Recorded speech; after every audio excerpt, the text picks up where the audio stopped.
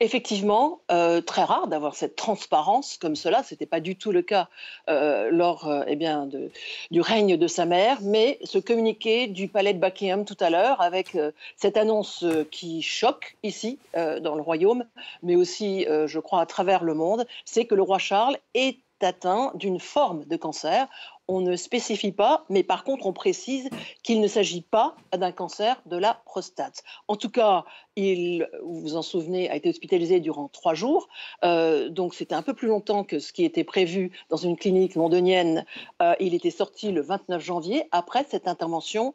Mais c'est au cours justement de ce séjour que l'équipe médicale a découvert qu'il y avait un autre problème, un problème distinct. Le roi a donc eu des tests et voilà, le diagnostic, on le connaît. En tout cas, on le connaît partiellement. Alors, le roi reste, nous dit-on, totalement positif quant à son traitement qu'il a commencé, semble-t-il, aujourd'hui, et, je cite, espère reprendre pleinement ses fonctions publiques dès que possible.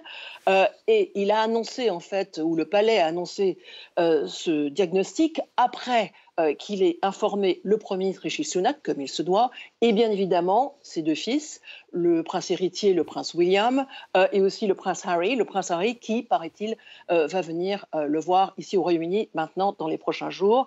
En tout cas, cela va augmenter énormément la pression sur eh bien, la princesse Anne notamment, aussi la reine Camilla et le prince William lui-même qui, évidemment, a une épouse qui elle-même est en convalescence après son opération il y a 2 semaines à l'abdomen.